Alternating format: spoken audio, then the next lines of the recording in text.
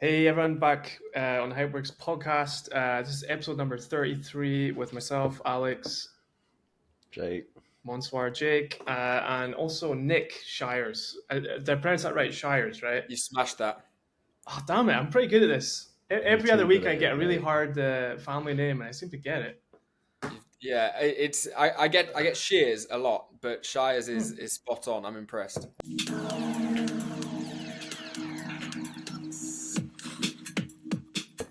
Damn, Sheers, where's that from? Like, where's the name from? Or Shiers, sorry. Shiers, it's Confuse it's me now. it's a long story. It used to be Sherlag or Sherlach from Eastern Europe, and then things went south in Eastern Europe, and families move, and it gets changed to assimilate more. And Yeah, so, and I mean, you're based in Oxford. Is that where you're from? Like the roots, like I'm going I'm back, so or I'm born and bred London. Currently live in London. all right, sorry, London. Yeah, Um, and yeah, so UK through and through. cool. It's an all British lineup today. Great to have you on. I think we've kind of connected over Twitter slash X for a long time. Our backgrounds are both in PR, so let's have a little chat about PR in this episode. But yeah, why don't you just walk us through like kind of your kind of experience today, and then we can kind of dive into it. Sure, yeah. So I took a bit of an alternate route into PR and comms. I started off actually in social media marketing, in biddable marketing, both in PPC and in social. I did that for the best part of 2 years for a range of different FMCG brands and e-commerce brands. Uh, and then I basically realized that staring at thousands of rows of Excel spreadsheets all day long wasn't the one, and moved into something a bit more qualitative, which was PR. I think I got a bit lucky and fell into a tech PR agency where I was for almost 4 years, and then went in house into the smartphone world, which is where we connected and have some shared history. Um, and then from there, I've bounced around a little bit in UK startups, and then that's where I am. That's where I am at the moment. What was your like 4 years is a fairly lengthy time in agency world. Like what was your we get a lot of opinions about agencies and we all work with them in various guises. What's your kind of thoughts on agency life? Agency life. I think you need to understand it for what it is. Having come from a social media marketing agency or a paid social agency, flipping to a PR agency was interesting because they are both, I mean, they have a lot of similarities. Obviously, the whole client dynamic, the structure of the colleagues that you're working with, and the hierarchy. But the actual work you're doing is very different. So it actually, moving from social to PR felt quite freeing because it's not you're not tied to platforms. You can create whatever you want to create as long as you can sell the story. Then you're free to do what you want to do. But with social media, you're at the whim of whatever algorithm you're working in at the time. When I joined, it was around 2015 to 2017, and that was the point where brands like Snapchat were really just figuring out their APIs and how it is that they build um, a paid business, an advertising business. Facebook was developed at the time, Twitter not really, and the only other was kind of Google and YouTube. And so the job of a social media marketer is really to understand the algorithms. It's not even understanding content or audiences. It's how do I make the most out of the algorithms to give me what I need to get, and you just toggle options. So you toggle, do I want this to get video views? Do I want this to get clicks? Do I want this to build awareness? That's going to get it more impressions and more reach. Or you're going to drop down your cost per thousand impressions to bump up the efficiency of the campaign. And so you're very restricted within the metrics that the platform's given you. Then you move to PR, and it's like, okay, well, I'm launching this product. Let's create a story. And so it's Yeah. it's so open ended. Um, that's one part of PR. The second part is obviously the sales part. I always say to people, it's half content and marketing, and it's half a sales job, because you've got to sell the stories into journalists. And so I enjoyed being at agency, and it absolutely served a purpose. I couldn't have gone to my next career moves without it. It's Mhm. an excellent way into the industry. Of course, it has its flaws, but as everything does, I think it's very easy to bash agencies. Don't get me wrong. There's a lot of bad agencies out there, but there are a lot of good agencies out there. You just got to know where to look, and you got to know what exactly it is you want. And I think that's probably half the problem, is most clients don't know what they want, and they don't know where to Yeah. get it. So Yeah. True. I enjoyed being at an agency. I made some great connections and great friends there. It's a great place to be in your mid to early 20s in London. And it's a lot Jake knows all about that. Same sort of similar of path. it's a lot of fun, and I think they get a bad rep sometimes that's not quite fair. Yeah. No, And you just know, I want to come back to that. You know, you set me off. lit a No, just candle. the whole thing with the agencies. You know, full disclosure here, as everybody will know who knows me, that the main business that I run is effectively a social media agency, though we do some other things, but mostly in social and paid ads, based out of Hong Kong. So um, I actually agree with you fully that half the battle is understanding what the client wants, because what the client needs and what the client wants are completely different things. And sometimes they don't know what they want. And sometimes they want something that might not necessarily even be feasible for either the brand or the budget. So, you know, I have a few roads to go down there. But the one thing that I want to pick your brains on is the whole discussion about the algorithms, because I I believe, and I want to know what your opinion is, but your your framing of you're at the whim of the algorithms is probably at the moment more true than ever. I think the algorithms are so strong, such as there's a complete battle going on, pitch battle between Instagram Reels and TikTok. And there is definitely a formula for creating a video. And to disclose to the audience what I believe the formula is, feel free to jump on this one, Nick. But it's not just a hook. Everybody talks about hook. I'm kind of bored of the hook. But let's say that you were going skydiving. You would start the video with you skydiving as the hook. Then you would have the story, the build, and then the skydiving at the end. So really, you've got hook, suspense, reveal, or payoff for watching the video. You get to see this extended clip of the hook that you saw at the beginning. But I definitely agree. What are your opinions? Do you think the algorithms have completely taken over? Is it killing creativity? Does it give brands and agencies less freedom?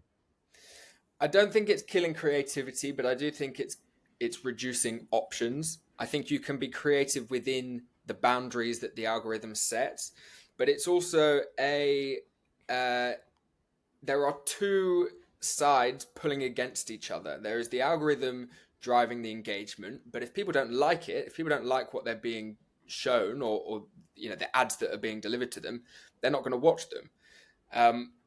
What I think the algorithm is dependent on, or the main thing that the algorithm defines, is how people interact with content, and how that forces uh, the content creators to change, or the ad providers to change. It used to be that everyone was chasing likes, and now likes do almost nothing for a post performance. And so it's deeper engagement. Is it comments? Is it shares? Well, if it shares, you could copy, if you're in TikTok, you click the share button, then you click copy link, but it doesn't know who you've shared it to, or if you've actually shared it. So there's a lot of people who encourage sharing the link or copying the link just to share it, but then it doesn't matter, because the algorithm picks it up and thinks, well, that's a really high performing post, we're going to boost it. So I don't think it's necessarily people enjoying things more because the algorithm is telling them that this is what they should enjoy. For sure, everybody on their For You page, on their feed in Instagram, and wherever else they might be, they are operating in silos. And I think actually this is something that I've found more outside of social media, not just inside it recently. If you like a type of content, you will only be served that type of content, and it's becoming more difficult to discover new types of content. I've found that a lot recently with music in Spotify. So many playlists you don't realize are made for you and not curated. It's almost as if editorial is dying and it is all algorithmic, whether it's TikTok, whether it's music, whether it's news. Within the apps, everything is algorithmic for you. That's then driving what gets the most clicks, and that's driving ad revenue, and then that drives what journalists are writing about. And so I think for sure algorithms are a driving force in being successful on social media. If you crack the algorithm for whatever 6-month chunk you're working on, then you're going to do very well. But then the algorithm might decide that what you're doing isn't what it wants anymore. And so it's always geared towards what the platform is trying to achieve, not so much what the users want. We've seen TikTok go from 30-second videos to 10-minute videos instead of a 20-part series of someone explaining what happened in their day. It's now just one long video. And that's because if you have to keep finding the next part and keep scrolling, you're just going to leave and go and watch something else. And so it's all self-serving, geared towards what the platforms want to achieve, which at the end of the day is your time and your attention. We've heard it again and again, the attention economy and things like that. It's a bit of a tired phrase now, but it's still true. Whatever keeps you there longest is what they will push. And that's not necessarily what the best content is. Do you think then perhaps it's revealing something about human psychology and really what we're seeing here? Like, let's say you had that formula that I've just mentioned, that really is a way in which our brain works. It's not just about the algorithm works. It's the algorithm is exposing to us how we as humans computate things. Yeah, I think so. And it's interesting. I studied psychology at university. I did psychology and criminology, which is two separate things, not what everyone assumes it is, the psychology of criminals or something like that. But in terms of psychology, a lot of what I did was social psychology and the power of influence. And I remember there was a study looking at the release of dopamine when you get a notification. And what is that chemical response in your brain? It's not just, okay, I like that someone's messaged me, but for sure, all of the adoption of smartphones that led to the adoption of social media, that led to kind of instant interaction wherever you are, taps into something in your brain that makes you enjoy it. It is not just I'm bored, so I'm going to watch content. There's something deeper going on, and I'm not sure we fully understand what that is yet. I feel like it's validation. I feel like part of the economy is attention economy, and then there's a validation economy. That's why people are chasing likes or subscribers or viewers. It's like, it's a new social currency. Alex, you've talked about this quite a bit. I saw a thing today, like a tweet today, and there was a girl, Jake, in Vietnam, and she shared was it a reel or anyway, and she showed 4 different photos of food in Vietnam, and not a single meal was actually Vietnamese, and it went viral for the wrong reasons, right? Like, she intended this to be like a viral post, and it went viral because.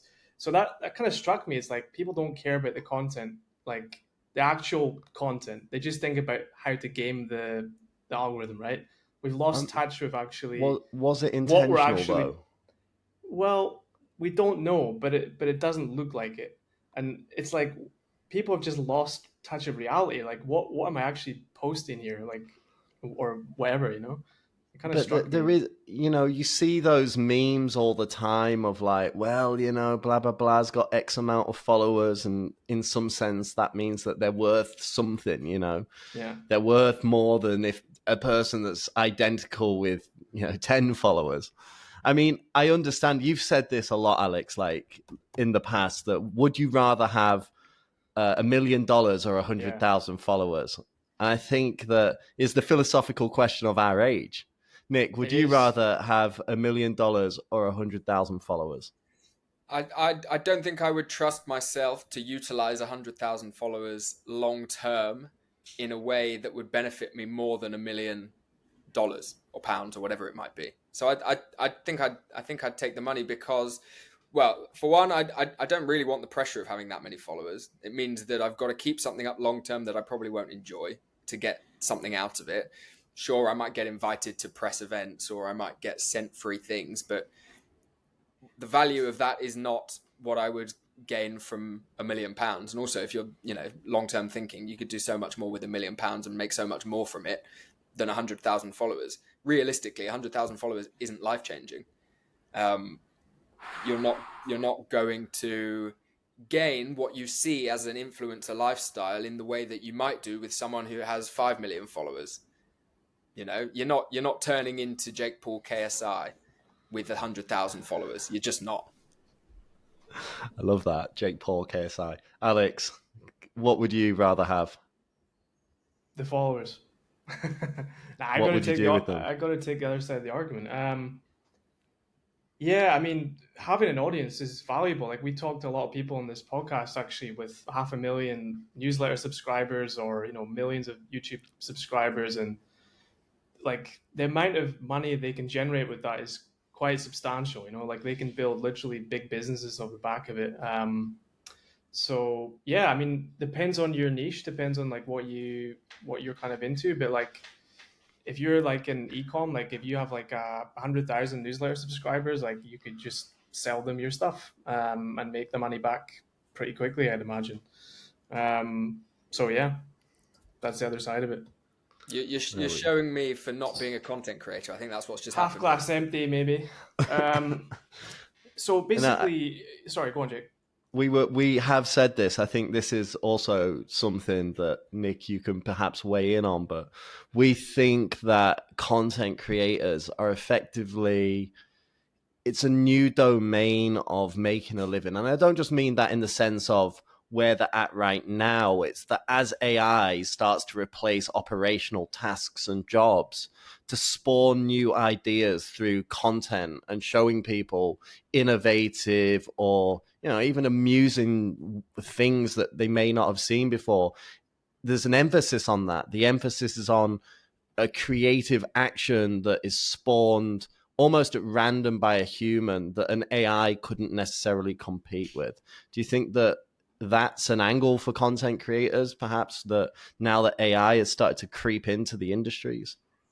I think so. And I think there's been a pushback against the trends that we've seen for the last 5 to 10 years, the sensationalism, the over digitalization of things.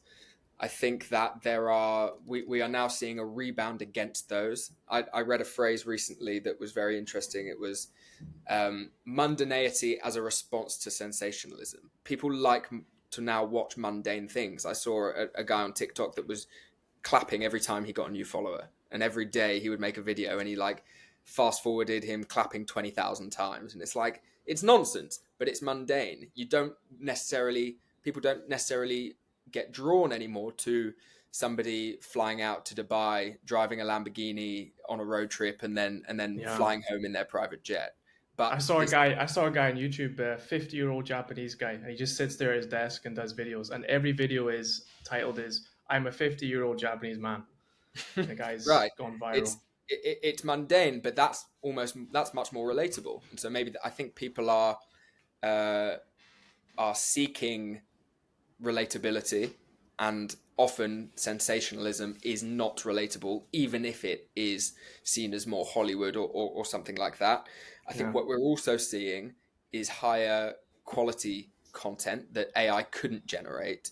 It's not just asking ChatGPT to write a script, but it's like properly edited videos being posted to social media, to TikTok, high value, high skills that are not just people picking up a phone and filming themselves doing a dance. And you can't get AI to create that and teach you that. So I think there is certainly a pushback.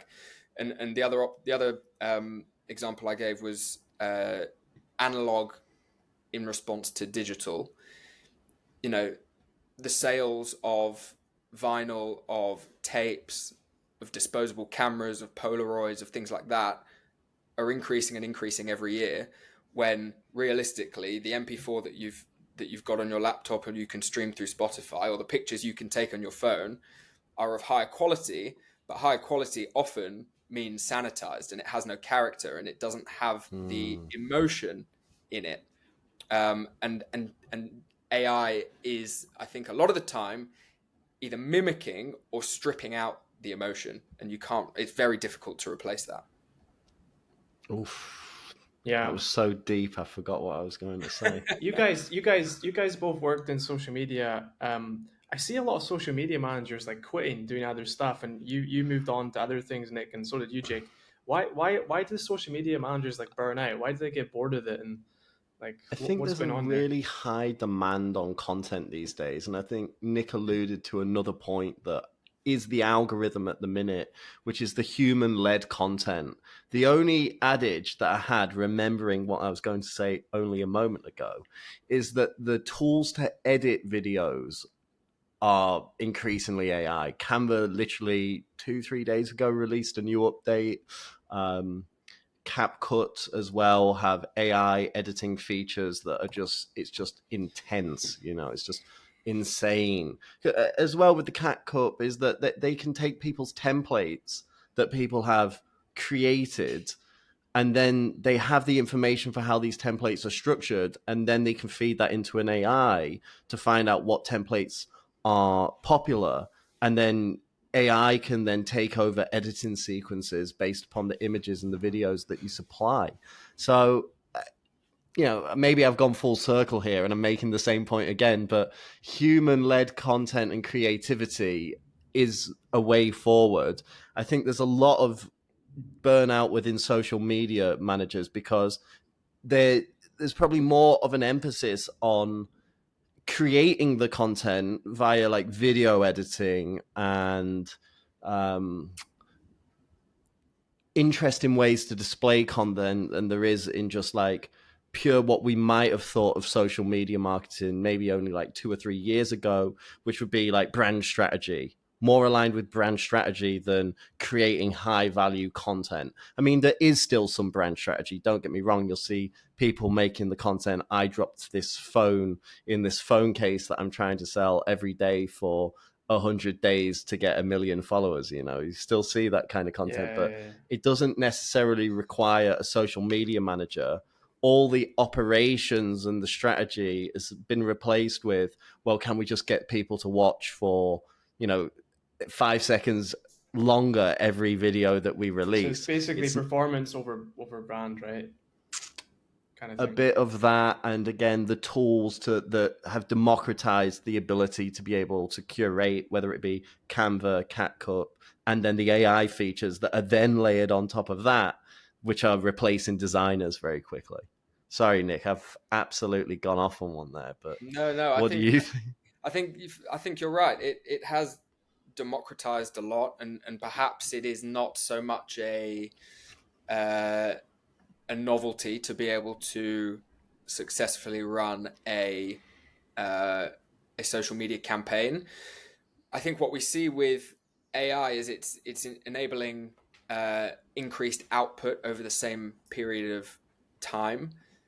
What you would hope that meant is that people who work in social media have more time to do other things. I mean, you're not going to reduce your working hours, but you have, you could do higher quality content or higher quality optimization, or you're not rushing to every client meeting, or whatever that might be. But all we're seeing is that instead of allowing more freedom in that time that could be saved, it's more output is being demanded. Okay, well, it now takes you 5 minutes instead of half an hour to set a campaign up. Well, you're going to have to still fill that time with doing it. So you're going to have to do, Yeah. 4 of them instead of 1 of them. And that's just going to make people burn out quicker. I also think the other side of it is that there is a big stigma of working in social media, that anyone can do it because everybody has a social media account. Everybody has an Instagram account or TikTok or both or one or the other. Parents are on Facebook. whatever it might be, and it's not seen as a desirable, high skilled job in the way that some other areas of marketing or PR might be. And it depends who you ask, of course. And so I think people aren't necessarily drawn to it. There's a high demand, I know, especially within London digital agencies. They can't get enough people through the door. There aren't enough execs to work at these places. So it's difficult to keep people who are being overworked, not paid that well, and in a job that isn't particularly, highly thought of externally. Yeah. Totally agree. Yeah. So with that lovely smooth transition, we're going to talk about PR because you moved on to PR. It's kind of funny because when I work in the same company as Jake, like the PR department and the social media department were literally in the same room. Like it was a big room, but we didn't really interact that much. Like sometimes I had some embargoed content, and I would go over to the social guys and say, like, here's some content. And then, sometimes they would come over to us because we work with, journalists, and they would say, oh, or influencers, and they would say, oh, we can collaborate, but not that much interaction. So, yeah, like what was the main learning curve or thing that kind of struck you with that move to PR? For sure, the main learning curve was the sales half. How do you sell a story? How do you figure out what it is that person wants? Part of that is just time. You have to build relationships with these people. They have to trust what you are giving them is valuable and not just another story, or you're flogging something because your client told you have to, which happens a lot. And so it's building those relationships, which is something that you just don't need to do in social media. You are working on a digital platform that does what you tell it to do. If you tell it to do something wrong, that's on you. Yeah. The performance is entirely, well, not entirely, maybe not the performance, but the gaming of the algorithm is in your control. In PR, you could have the perfect story and pitch it to the perfect person, but they're on holiday, so they're not going to cover it, and that's it. You don't get another chance. You can't rerun it. You can't A/B test in the same way. And so a lot of it is out of your control. And that's something that I still find quite difficult, is you could do everything right, but if the other person just doesn't want it, or the other person moves job and that relationship is gone, or it's tricky, and there's a lot of detail and nuance. And that's something that you only build up with time. And so moving to an agency to begin with is you come in with no social capital in that respect, and that's hard to build, and it takes some grafting to do. Yeah, and I think the other thing as well is like the media relations thing piece. I mean, the other parts of PR like copywriting and whatnot, that's fairly straightforward, especially now with all the tools, ChatGPT and whatnot. But the media relations literally is like a handshake at a time. Like you're literally meeting people face to face to build that kind of rapport. So it's kind of like a little bit analog as well. Maybe a lot of people probably don't get that part specifically. Yeah, I think that's absolutely true.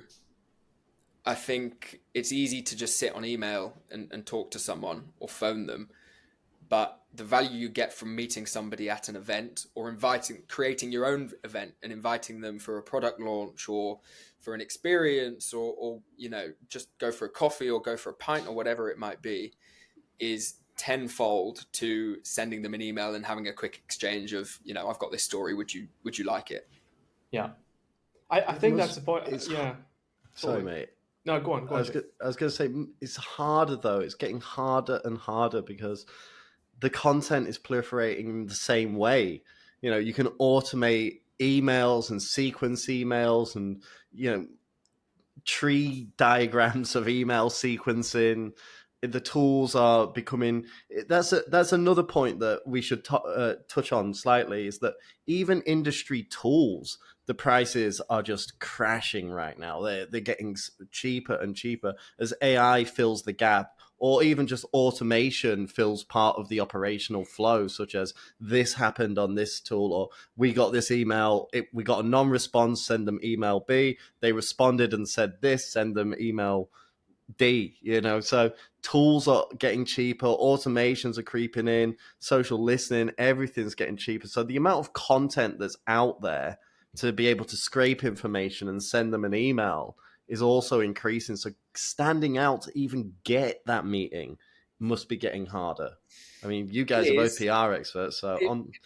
it is getting harder.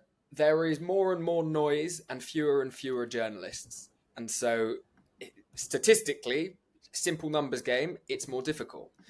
But it goes so much further beyond those pure statistics. I met with a journalist recently. I won't name drop and I won't name the publication, but it was a UK national, and they said to me, I said something along the same lines. It's difficult just to get someone out for a coffee, and he said, oh well, it makes a difference that it's actually an interesting thing that you want to talk about. And I think that's what it comes down to. If you find someone that wants, there is always somebody out there that finds what you are working on interesting. It doesn't have to be that particular press release or that particular data set or piece of research or whatever it might be. But businesses are out there doing interesting things. You've just got to tell that story in the right way. And so, yes, it is difficult to get, if I, as someone working in tech PR, tried to get a lifestyle journalist out for a coffee because that's who I want to engage with because that's our audience, but that's not the product and it's not the story. There's a lot of companies out there that are telling tech stories to people who aren't interested in tech, or vice versa, telling non-tech stories to a tech audience. It's just not going to fall on the right ears for you. And so, yes, it's difficult, but it's possible when it's done well and you find the right person for the right story. And that's sometimes all it takes. It takes one story and then you're off.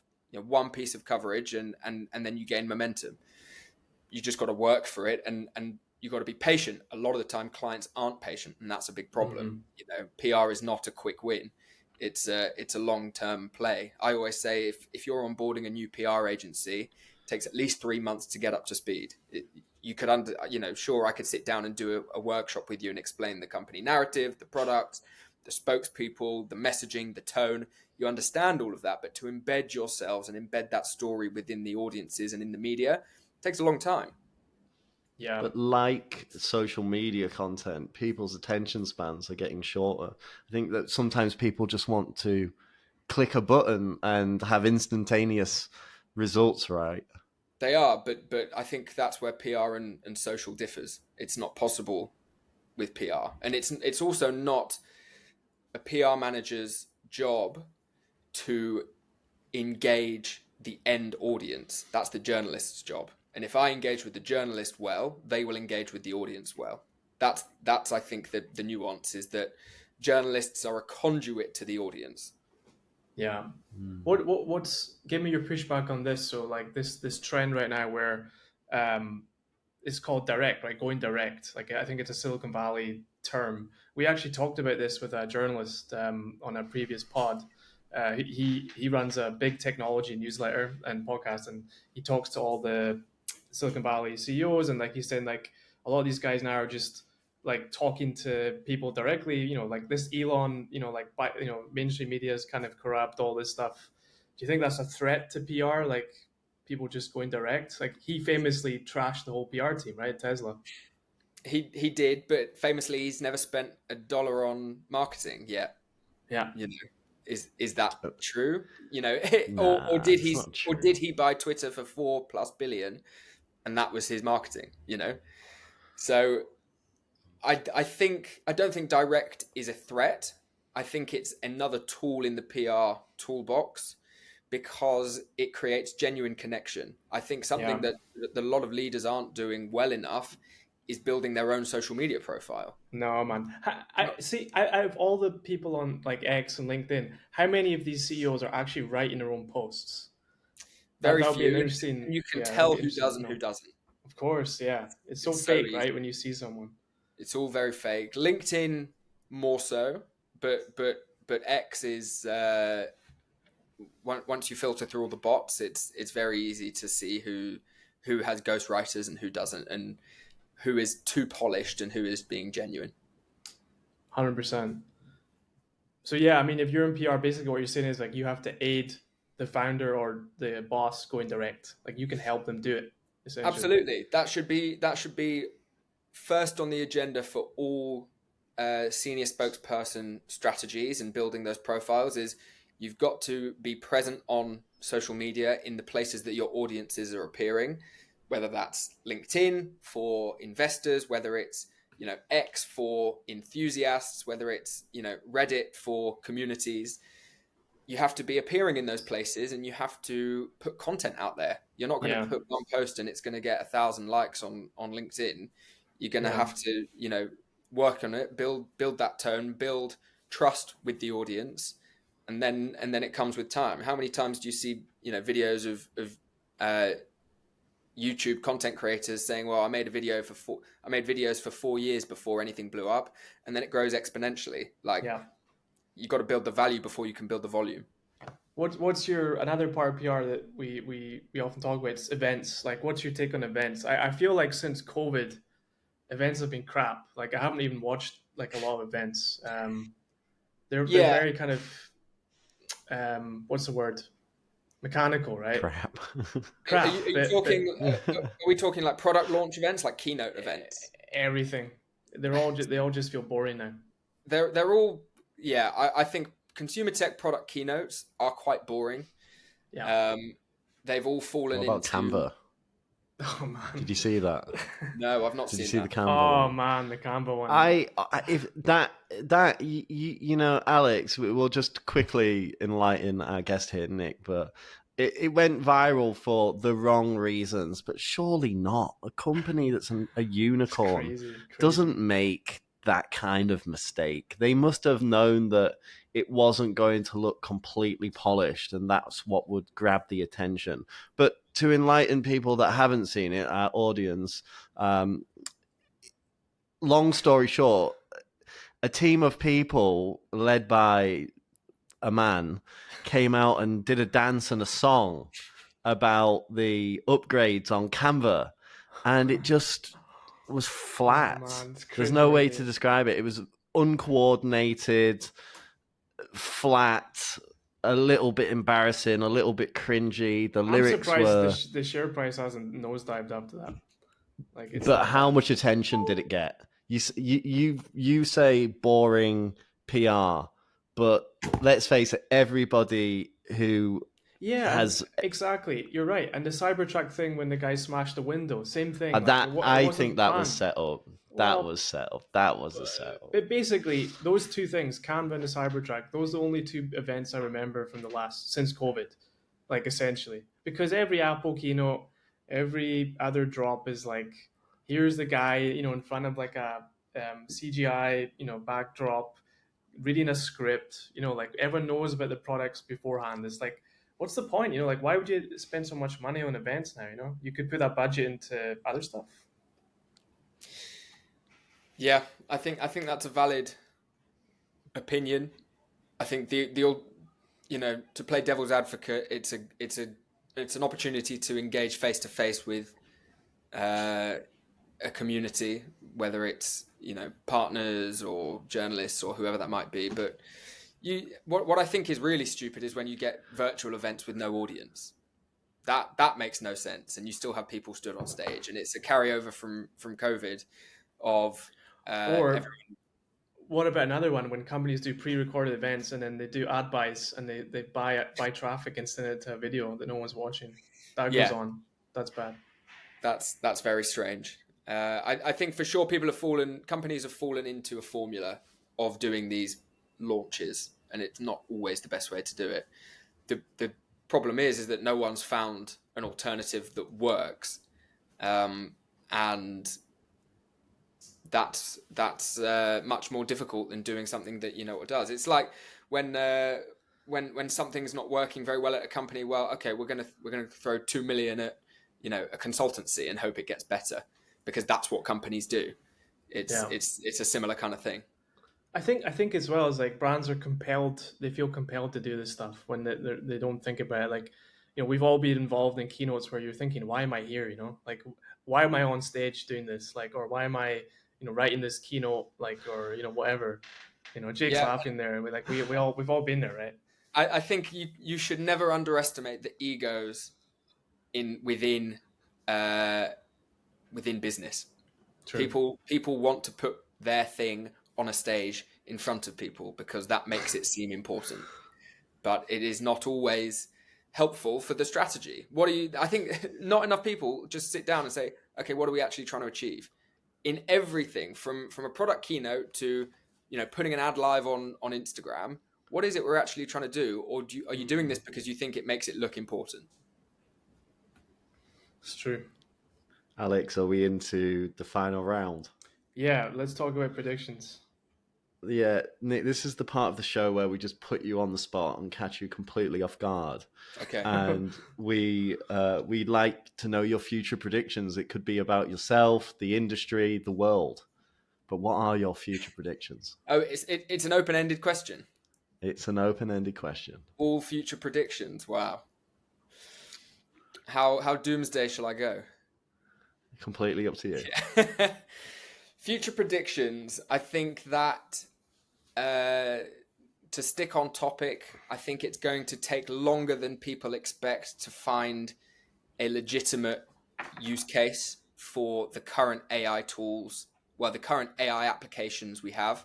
I think it's going to be longer than people expect, i.e., 3 to 5 years before we reach out further than content creation on ChatGPT.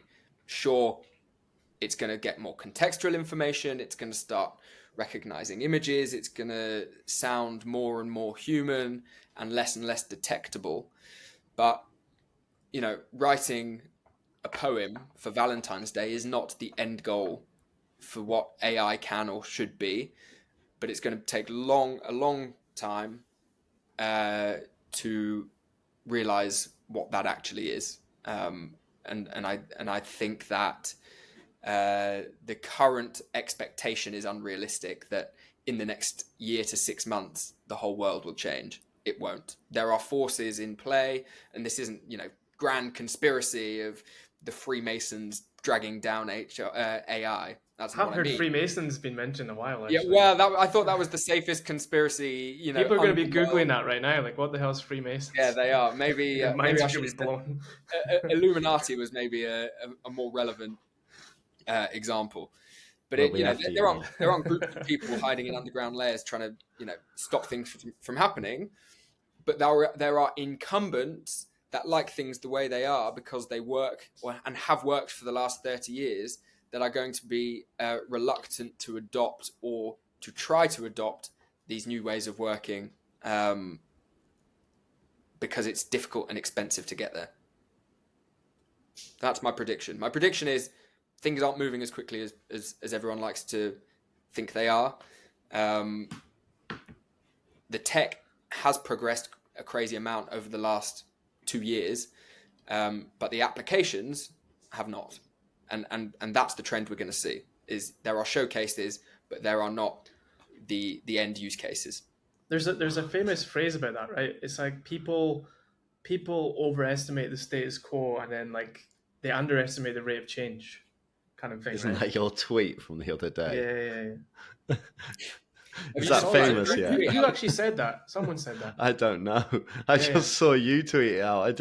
I hadn't realized it had gone viral yet, but it didn't shock me. But no, I was about to say actually, this is another topic that we covered last week, right? The information gap, the attainment gap of people that really use the tool or utilize these tools at the cutting edge, and the general public and their awareness of what the tools can do and the application of the tools to resolve certain issues. I think there is a gap. I would agree on that. Yeah. So I don't know if that's a prediction or an analysis of the current state, but the prediction is things aren't moving as quickly as people think they are. Things aren't going to progress as quickly. That's the prediction. It's a big claim. It's a contrarian bet, but yeah, It is, but we've not seen it over the last 2 years, and so and the rate of change has been supposedly exponential, yet the use cases are still quite niche. Okay, we'll come back to this in 6 months. Yeah. See where we're We at. have to now. We have to. All right, guys. Great chat. Nice to hear from you, Nick. Thanks for having me. Lovely. Right. See you later. Bye. Bye.